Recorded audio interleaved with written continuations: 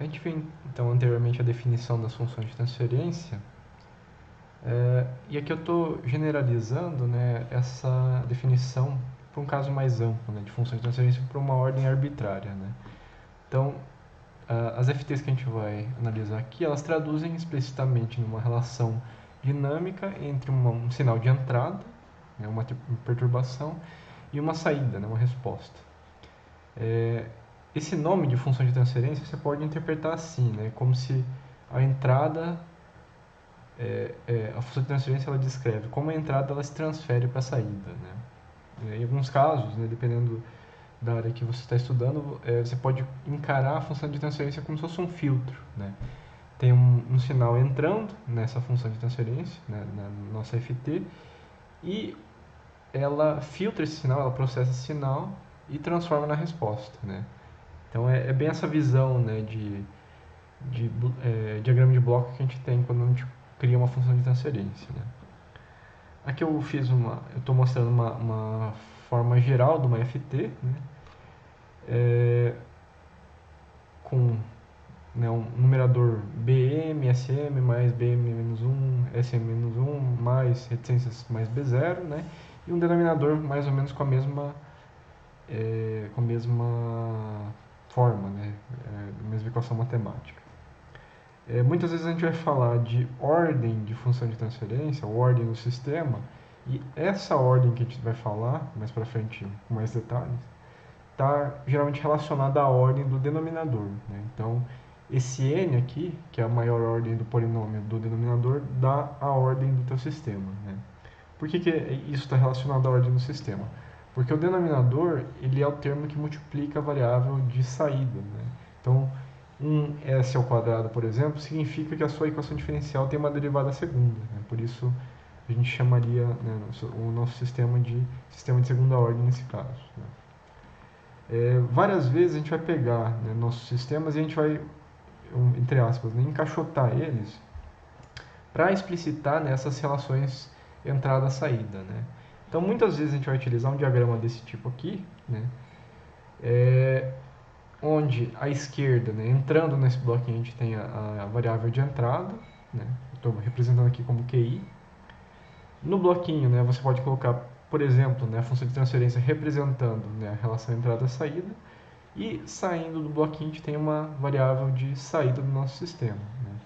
Então essa função de transferência aqui está relacionando justamente o Q0 com o QI de entrada, né? Esse tipo de representação em blocos, né, é muito utilizado em alguns softwares de simulação numérica, né? Então o Simulink é um exemplo bem claro disso, né, onde você usa bastante esse tipo de representação, né? Bom, agora a gente vai fazer um exemplo, né, de aplicação aqui, também para achar as FTs do nosso sistema, mas é um sistema de equações diferenciais aqui, não é uma única EDO, né? Então a gente tem duas variáveis de saída, né, x1 e x2, e duas variáveis de entrada, o 1 e o 2, né? E, portanto, a gente tem essas duas equações diferenciais embaixo, né? A gente tem, nesse caso aqui, diferente do exemplo 10, a gente tem um sistema de equações diferenciais, né? E agora a gente vai achar as funções de transferência desse sistema, né? Então, vamos lá passar para o nosso quadro. Aqui eu copiei de novo, né, nossa equação diferencial, nosso sistema de equações diferenciais. Lembrando, né, que x1 e x2 são variáveis de saída e o 1 e o 2 são variáveis de entrada. Nesse caso aqui a gente quer todas as FTs desse sistema, né? Então o primeiro passo aqui é aplicar a transformada de Laplace nesse sistema aí, né, de equações diferenciais. Lembrando, né, só vou fazer uma observação aqui, né, quando a gente está procurando as funções de transferência do sistema, a gente considera que as condições iniciais são nulas, né? Então, CIs nulas aqui, só para lembrar disso. Isso implica que quando a gente fizer a transformada da equação diferencial aqui, as derivadas vão simplesmente ser multiplicações por S, né? Você não precisa carregar outros termos relacionados às condições iniciais. Então, fazendo essa transformada dessa equação, a gente vai ter S ao quadrado x1 maiúsculo, né? Lembrando que x1 maiúsculo é a transformada do x1 no domínio do tempo, mais x1 menos x2, tudo em maiúsculo aqui, é igual a U1, maiúsculo também. S quadrado x2 mais x2 menos x1 é igual a U2. A nossa transformada da equação diferencial já está pronta. Aqui é simples porque as condições iniciais são nulas justamente. A gente vai tentar agora dar uma agrupada em algumas variáveis, só para ficar claro, e depois a gente pode passar para a forma matricial, para poder lidar com a equação mais fácil. Eu vou então isolar aqui x1, vezes s quadrado mais 1, e menos x2 aqui na primeira equação, igual a U1. E a segunda equação, a gente teria menos x1, só para deixar na ordem das variáveis aqui, mais x2 vezes s quadrado mais 1 também. Só estou agrupando as variáveis todas ali de cima. Desse jeito aqui fica fácil de escrever nossa equação, nosso sistema de equações aqui, na forma matricial. Então a gente consegue compor aquela matriz A do sistema e a matriz de entradas e saídas. Então eu vou escrever aqui, primeiro termo aqui é s quadrado mais 1 e menos 1 na primeira linha. E segunda linha seria menos 1 e s quadrado mais 1. Essa matriz aqui está multiplicando o quê? O vetor de saídas, x1 de s, x2 de s. Tudo isso é igual ao vetor de entradas, o 1 e o 2. Então, lembrando, isso aqui é aquela matriz A, que é a chamada matriz do sistema aqui. Nosso problema aqui, ele está pedindo para achar as funções de transferência desse sistema. Quantas funções de transferência a gente tem? Como a gente tem duas entradas e duas saídas expressas aqui, fazendo todas as combinações, a gente vai ter 4 FTs aí. E para isso a gente pode fazer simplesmente a inversa dessa matriz. Para calcular a inversa, a gente pode primeiro calcular o determinante para fazer a inversa dela. Determinante da matriz A é só multiplicar os termos da diagonal principal menos a multiplicação dos termos da diagonal secundária. Se a gente fizer isso, vai dar s quadrado mais 1 ao quadrado, que os dois termos são iguais na diagonal principal, menos 1 vezes menos 1, que dá menos 1 aqui. Então esse aqui é o determinante. Aqui a gente tem uma matriz 2 por 2, é um caso mais simples de fazer inversa.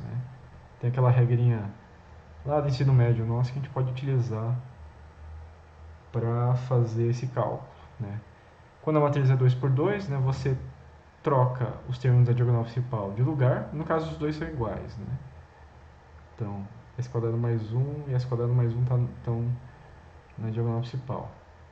E a gente divide isso pelo determinante da matriz. S quadrado mais 1 ao quadrado menos 1. E na diagonal secundária, a gente não troca, a gente inverte o sinal. Então vai ser 1 dividido pelo determinante. Os termos da diagonal secundária também são iguais, então vão ser exatamente idênticos. Então essa aqui é a matriz inversa da matriz do sistema. Se a gente pegar a nossa equação original aqui, o que a gente está fazendo?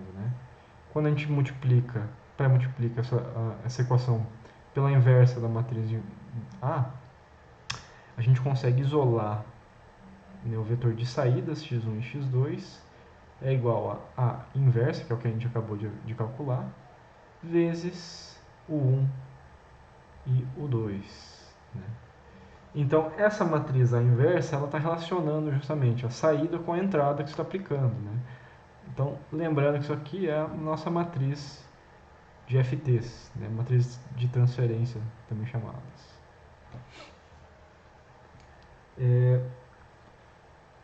Se vocês lembrarem lá da teoria que a gente colocou anteriormente, cada uma dessas variáveis aqui na matriz inversa está relacionando uma variável com a outra. Então, a primeira linha, primeira coluna está relacionando x1 com o 1, primeira linha, segunda coluna está relacionando x1 com o 2, né? E assim por diante, né? Então, a gente pode enunciar todas as nossas FTs aqui a partir desses resultados, né? Então, x1 por 1, que é a primeira linha, primeira coluna, a gente observou ali que é igual à segunda linha, segunda coluna, né? Os termos da diagonal principal da matriz inversa são idênticos, que é então igual a x2 sobre o 2, né? Só para encurtar aqui a nossa resposta. E essas duas funções de transferência são iguais a s quadrado mais 1 sobre s quadrado mais 1 menos 1 aqui ao quadrado, né? Essas funções de transferência sempre vão ser iguais? Não. É um caso especial aqui desse problema que a gente está fazendo, tá? E os termos da diagonal secundária, né, que seriam x1, u2 de s e x2, u1, são também idênticos nesse problema, né? E são iguais a 1 sobre s quadrado mais 1 elevado ao quadrado menos 1, né? Então aqui são as nossas FTs do sistema, né? É só você fazer a transformada inversa ali